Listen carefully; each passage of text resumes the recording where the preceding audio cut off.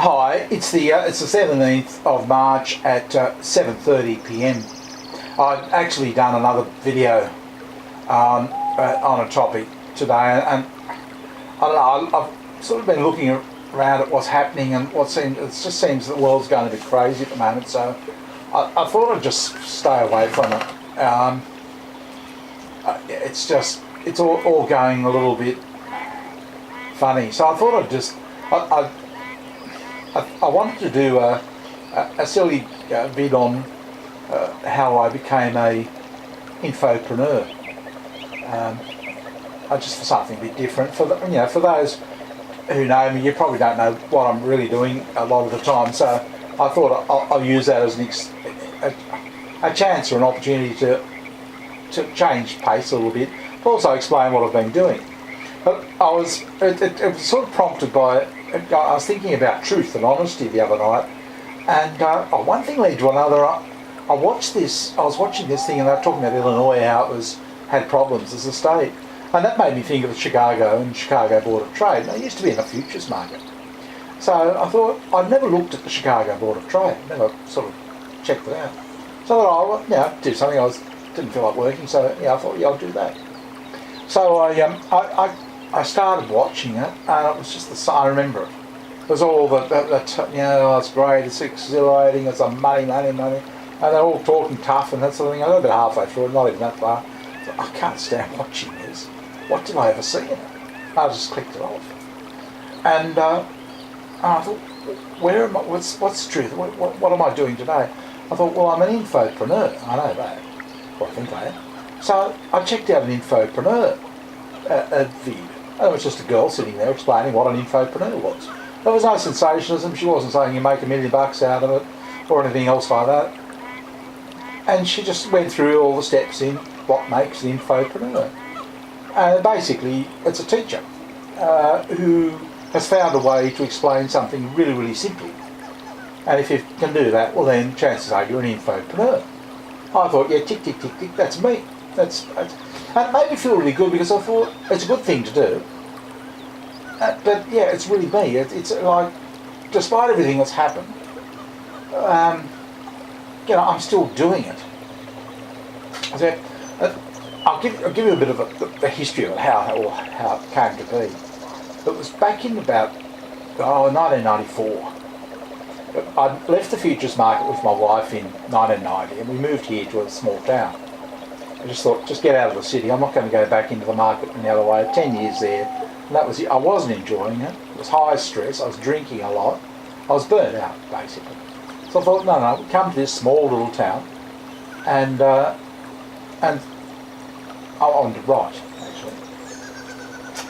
And look, amazingly, I developed a product within 4 years, which seemed like an eternity at the time, but looking back on it, was really quick. But what happened was my wife, I did a real estate course, my wife did an accounting course. My wife, handled it easily. She'd had 10 years back office experience, and we'd run a small hotel, and she'd kept the books for that, so she knew her way around an accounting system really well, so she had no trouble with it. And also, the younger ones had absolutely no idea what it was about. Okay, it was there. They had no experience, straight out of school, and had no idea. And I was trying to explain that to my wife, because there's this one girl, Kelly, and my wife was saying, oh no, she should be right, she should understand it. She got, I think, 2 out of 100, 2% or something like that. And Sue was just really surprised. What are you surprised about that? Nobody understands it. And she said, oh, I thought they all did. I said, yeah, that's what happens with accounting. Everybody thinks you understand, they're understanding it, but they're just standing, they zoned out after about the first 30 seconds. Anyway, this Kelly wanted help. She got through the first year somehow, and the second year she said, no, I really need help. So she went to a friend, another woman, who had probably 20 years experience in accounting. Couldn't help her at all. I had a huge fight. So then Kelly came around to Sue's house. Sue's good, kind, everything else. Sue couldn't help her either. No idea. I don't know how I got involved. But it was decided that I would help her. Now, my experience with accounting total was I did a hotel management course, maybe 15 years before this time, probably even longer. No, I was put in about 15 years. And in that course was a very small segment on bookkeeping, 6-month course or something like that, just an hour a week. I didn't understand a thing. Absolutely no idea. So my entire qualifications were zero to help her. Okay, just absolutely no idea. But I started trying to help her. And I took her, and this is in the second year. It was the more advanced accounting. It's really quite difficult stuff. I didn't even understand the basics. I don't know how I did this, but I got her from total failure up to probably about 2/3 of the way up the class. Yeah, not she wasn't getting hundreds and something, but she was getting like 80s, 90s, pretty high. I had absolutely no idea about accounting at all. I was winging the whole thing. And I loved it. I thought, this is good. I like this. Now, this is back in 1994. Okay. So, I said to somebody, I remember saying to somebody, yeah, I'm going to develop a product that I'll put up on the internet and I'll get sales overnight, and each morning I'll just wake up and I'll tell me how many. This is in 1994. I somehow had this vision. But back then it was still books and that sort of thing.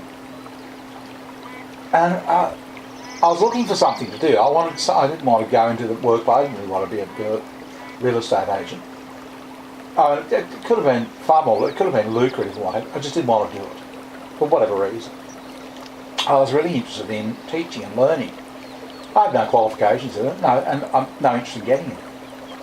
But I'm sort of in a place where I can understand the novice student, and I can pick up what they don't get. I think once you've crossed over and you've become you're like Sue kept saying, no, she gets it, doesn't she? You've stepped over a line. It's only when you're on the other side you can see why people don't get it. And this is why they've got accountants writing courses and what have you. Nobody can understand. They think that they can understand it, but they can't. And you've got to be on this side of the fence, on the novice side, and be able to understand. So it's a really strange sort of thing because you've got absolutely no understanding of what the subject is. So you have to, well, that way at least you can get it yourself. You think, because I have no interest in learning accounting per se. I just want to explain it to others. That's my thing. So, I set about trying. I developed this system of diagrams and text. It's a lot more involved than that, but basically very little text, lots of diagrams. Very easy to read. It took me 2 years, murder, to learn how to do it. It's really quite intricate and yeah, it looks simple, very hard to do. I doubt anybody else could do it. I don't, like you could see it, but you couldn't copy it unless you knew what I was doing underneath it all. And at times, I don't even know what I'm doing. Okay, so, but this is what I started working on. But what I did with Kelly in the end was I'd write out. I called them a track book, track strip. Okay, and I'd spend a week, doing a section, and she'd come around, she'd pick it up and she'd read it. It took about maybe 90 seconds, maybe 2 minutes, and then she'd hand it back to me and say, yeah, got that, thanks. And then she'd go home, do the exercise, got that, and she was just blitzing it. And that was a long time ago. One thing led to another, and then I tried to write a book, and it was just hopeless because it just wasn't what the market wanted. Didn't know how to sell it, didn't know anything. So I just abandoned the whole idea. And we set up an accounting, help people set up their accounting software online. And then when I was separated back in 2013, I thought, no, I'm going to go back and do this track book. It didn't quite work out too well, but then one thing led to another, blah, blah, blah. And then last year, in November, when I realised I was suffering from sun and sand, I put on the yellow glasses and bang, I was straight back into it and I haven't stopped since. And whereas it used to take me a week to do a section back in the 90s, I can do one in about a day, maybe a day and a half. I'm pumping them out. It's hard work. But yeah, the idea is that it fits beautifully on the phone. It was I did all this before I knew anything about the internet, about being an infopreneur, about or phones or anything. It's just the idea is that you've got it on your phone. It's on a sort of a web page, and you just flick, read down, and then you do the exercise. It takes no time to understand it, and then it's not aimed at a particular course. It's like, if you wanted to, courses, thousands of courses all over the world would treat a balance sheet one way, or an income statement another way, or something. Doesn't matter, but they're all basically the same. But the idea of this is you get the main gist of it. Okay, and then you interpret you can interpret the textbook, which it's. Unless if you've never done an accounting course, you wouldn't understand it. Godfather is just every section is like, I can feel it. It's why they call it boring. It's like, oh my God, how is this going to make sense? Every section I do, I think, this can't possibly end up looking good and working well. Yeah, I get them all. I've got a couple of techniques and what have you. But yeah, no, they all work out really well, really quick and easy. But this chick, Kelly, and she's only young, but she said, I thought you should be able to just pick it up and read it and get it. That's what she thought. And that's what I made happen. It just about killed me. But yeah, she can just hit it at speed. She can come out, like she was 19 or something or so. Just reads, you got that. Yeah, sits down, does the exercise, finished. I figured that's about as much time or interest that anybody would want to have in it. But, and I look at it and I go through the things, I look and I think, do you really expect anybody to understand this?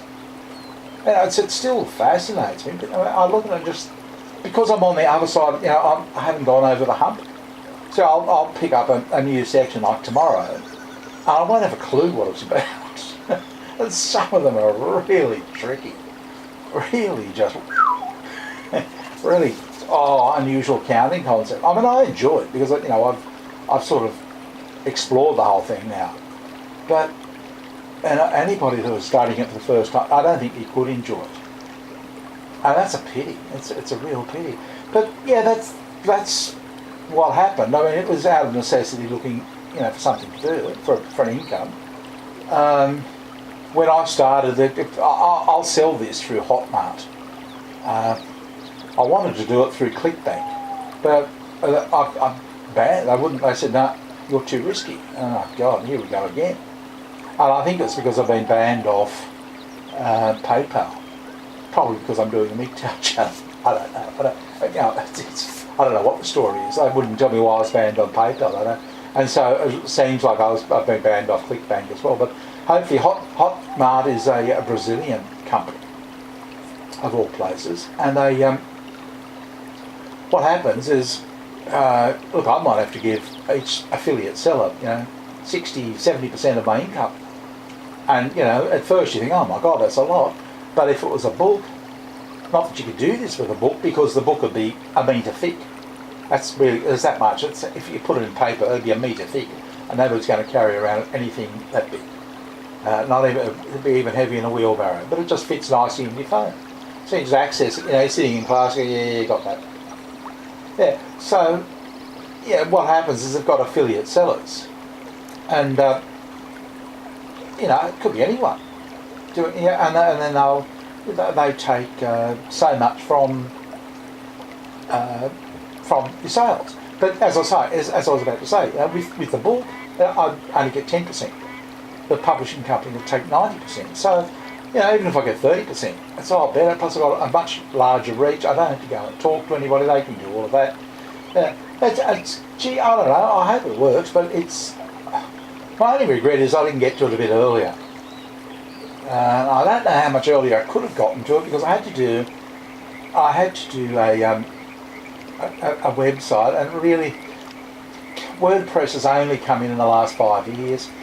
I'm still sort of right at the cutting edge of all the techniques, and Hotmart and ClickBank or something have only come in the last few years. So that's how it works anyway. You put together something, you come up with some sort of something you like to teach, you make it really, really simple, and then you sell that through affiliate salespeople. Or alternatively, you can become an affiliate salesperson yourself and sell, what's his name, Ty, the guy that, that's what he does. He sells ebooks. He's made a fortune out of it. It's not unusual for people to make six figures in this, both as an affiliate and a producer, per month. 6 figures per month. It's a huge money. And I think the way I look at it, and he sort of gave me the idea, the way he lines videos up for me on Skype to watch Anime Guy reviews. Yeah, and he puts brain food. He says, yeah, brain food. Yeah, it's a little bit like that. It's like the food, back in the day, back in the 20th century, food production was growing, that market was growing, but it's fully saturated now. It's just done. The corporations got the whole thing. But yeah, we were all involved in, or a lot of us were involved in the food production type of thing, and then there was the manufacturing industry. We make washing machines, and some of us make this or that, cars or whatever, and that's all then offshore to China. But this is a whole new area that people don't talk about. It's it's all the information in the world that's actually often difficult to understand, or not in a format that people like or enjoy or whatever. Yeah, and so what lots increasingly people are going to do is reformat it and resell it. I mean, commonly just typically available information. I mean, this is what most of the alt media are doing. They haven't got reporters out there on the job sourcing the information. No, they're just getting newspapers from different areas of the world and putting it together in a way that is more palatable and more believable than mainstream media.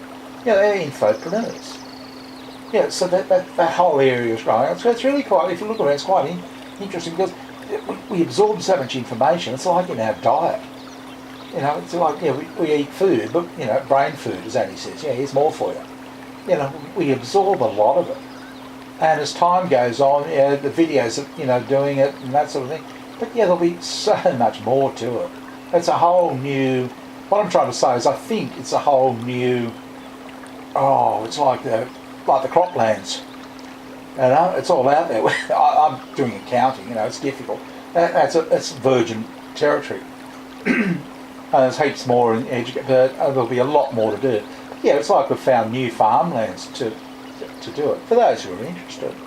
But I thought, just for a change of pace, I just thought I'd share that with you, so that what I'm doing and why I say I'm busy and what have you. But I haven't done much this weekend. But normally I've got a head full. I'm trying to sort that out and do a video at the same time. It gets a bit tricky. Anyway, that's what an infopreneur is, and that's how I stumbled upon it. I'm glad I did. I like it to be successful. I'd like to sort of, get my life back a little bit and that sort of thing. It's a pity my marriage fell to pieces. I thought it would be great living in a little country town, having the kids, having a little. I was confident I could do it. I could have done it too, but you can't be in this sort of typical feisty female-male relationship. You've got to be very calm. When it trips over, get up and get going again. But it was too much fighting and arguing and wasting too much time. I don't waste any time now, none. But that's anyway. That's a different story. Okay, it's been good talking to you, and I'll talk to you again soon. Bye.